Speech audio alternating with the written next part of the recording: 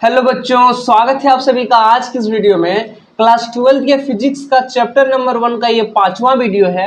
इससे पहले मैं 4 वीडियो अपलोड कर चुका हूँ ऑलरेडी, आप लोगों ने उसको देखा ही होगा और मुझे ये अंदर से लग रहा है कि आप लोग जो है इस सीरीज को बहुत ज़्यादा प्यार कर रहे हैं। इसीलिए आपके प्यार को देखते हुए, आपके सपोर्ट को देखते हुए आज मैं इस चैप्टर का पार्ट 5 लेकर के आया हूँ। इस जो पार्ट में हम लोग पढ़ेंगे वो है टॉपिक विद्युत द्विध्रुव यानी कि इलेक्ट्रिक डायपोल।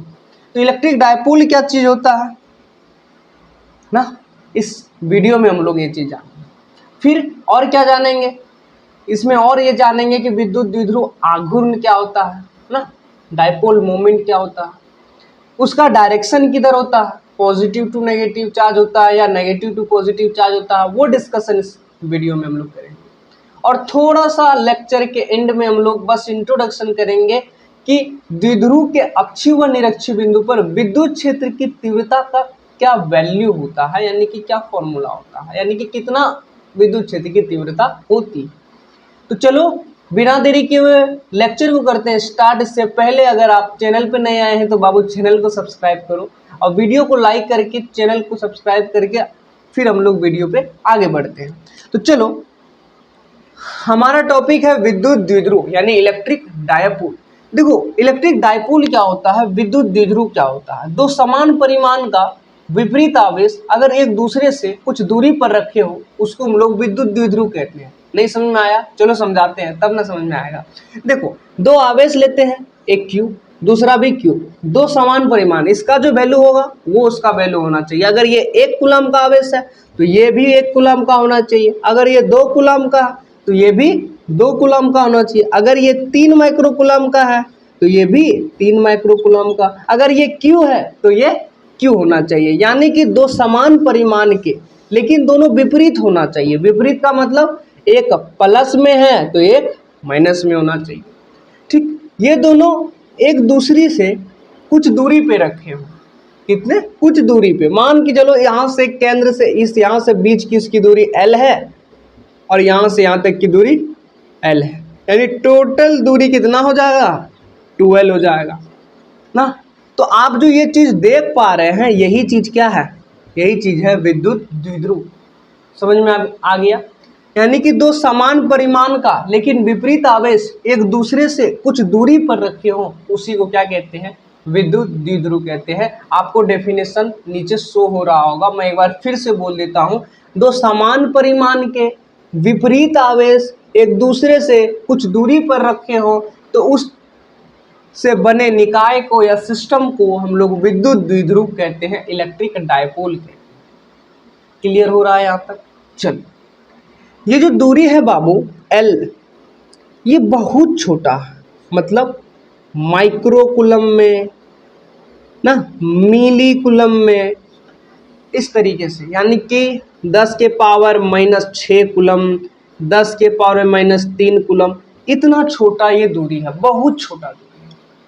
ये मैं क्यों बता रहा हूँ? क्योंकि आगे हम इस चीज़ का यूज़ करेंगे, आगे हम इस चीज़ का यूज़ करेंगे, इसलिए मैं पहले ही आपको बता रहा हूँ कि ये जो दूरी है, ये जो L दूरी है, ये बहुत छोटा होता है, माइनस में।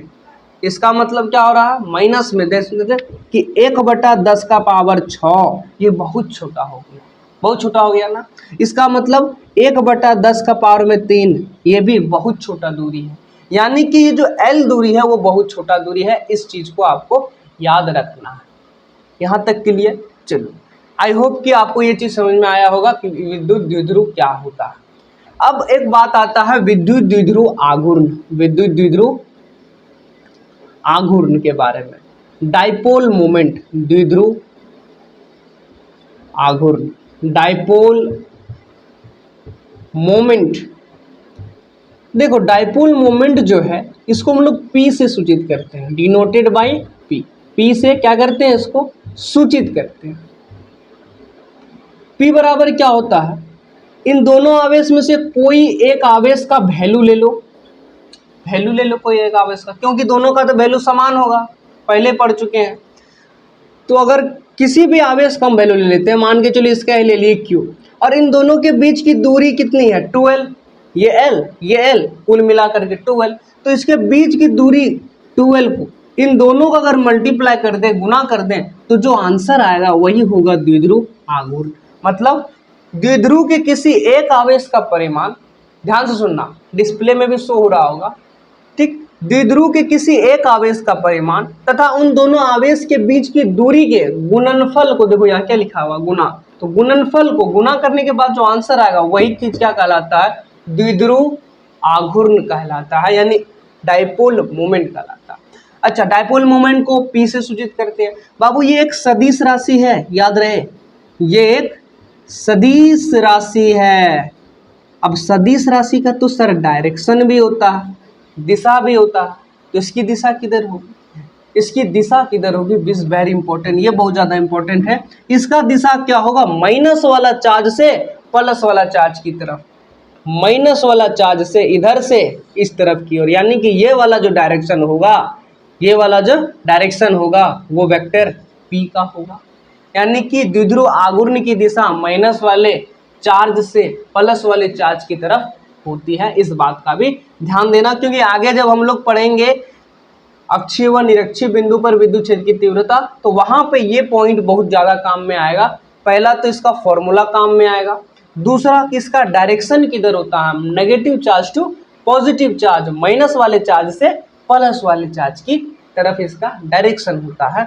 और ये चीज कि L जो है वो बहुत छोटा होता है, माइक्रो कूलम या फिर मिली कूलम, इतना छोटा छोटा ये दूरी। तो आई होप कि आपको विद्युत द्विध्रुव और द्विध्रुव आघूर्ण समझ में आया होगा। आप इसका एक स्क्रीनशॉट ले लें।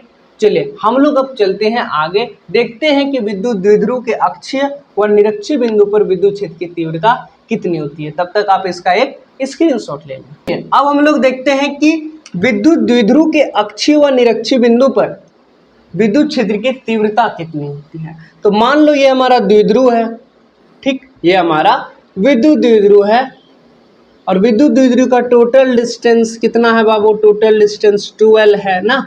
यहाँ से यहाँ तक की दूरी L होती है, यहाँ से यहाँ तक की दूरी भी L होती है। देखो पहली बात कि ये जो द्विध्रुव है इसके अक्ष ये वाला, इससे थोड़ा सा इसको आगे बढ़ाएं, अगर इधर भी हम लोग बढ़ाएं तो इस लाइन पे, ये दोनों लाइन पे अगर कोई भी पॉइंट रहे तो वो वाला पॉइंट अक्षीय बिंदु कहलाता है। वो वाला पॉइंट क्या कहलाता है, अक्षीय बिंदु कहलाता है। एक्सियल पॉइंट ना, एक्सियल पॉइंट कहलाता है। यानी कि द्विध्रुव का जो ये वाला इस तरीके से लाइन अगर खींच दे एक, उस लाइन पे कोई भी बिंदु हो, कोई भी इधर हो, इधर हो, इधर हो, कहीं पर भी इस लाइन पर हो, तो उस वाले बिंदु को हम लोग क्या कहेंगे, अक्षीय बिंदु कहेंगे। यहाँ तक क्लियर, पकड़ पा रहे हो बात को। चलो अच्छा, इसके सेंटर से, ठीक, इसके सेंटर से क्या हो, हम इस पे परपेंडिकुलर खींचे। परपेंडिकुलर का मतलब लंब खींचे, यानी कि कोई द्विध्रुव है, उस द्विध्रुव के लंब समद्विभाजक लाइन पर कोई भी पॉइंट है, चाहे ऊपर हो नीचे हो, ये वाला जो पॉइंट होगा वो निरक्षीय बिंदु कहलाता है। वो क्या कहलाता है, निरक्षीय बिंदु कहलाता है। ये पॉइंट यहाँ भी हो सकता है ना, चलो ये पॉइंट यहाँ भी हो सकता है। अच्छा सर, ये वाला पॉइंट को तो अक्षीय बोलते हैं, ये वाला तो निरक्षीय होता है, अगर इन दोनों के बीच में कहीं पॉइंट हो तो उसको क्या कहेंगे। चलो बहुत अच्छा सवाल, अगर इसके बीच में कहीं यही पॉइंट है तो इस पॉइंट को हम लोग बोलते हैं जेनरल पॉइंट। क्या बोलते हैं, जेनरल पॉइंट। क्या बोलते हैं बाबू, जेनरल पॉइंट। यहां तक क्लियर। अगर द्विध्रुव के अक्ष पर कहीं भी पॉइंट हो इस लाइन पर तो उस पॉइंट को अक्षीय बिंदु, अगर उसको फाड़ता हुआ यानी कि उसको प्रतिच्छेद करता हुआ जो लाइन है उस पर कोई बिंदु हो, यानी कि प्रतिच्छेद कर रही है ये वाली रेखा ना, ये वाला रेखा जो है उसको प्रतिच्छेद कर रही है, लेकिन परपेंडिकुलर होना चाहिए 90 डिग्री पर, यानी कि ये वाला जो रेखा है, ये वाला जो लाइन है, इस पर 90 डिग्री के कोण बना रहा हो, ये मैं बोलना चाह रहा हूँ ना, परपेंडिकुलर बाइसेक्टर। तो इस लाइन पर कोई भी पॉइंट है उसको क्या बोलेंगे, निरक्षीय बिंदु कहेंगे। क्या बोलेंगे, निरक्षीय।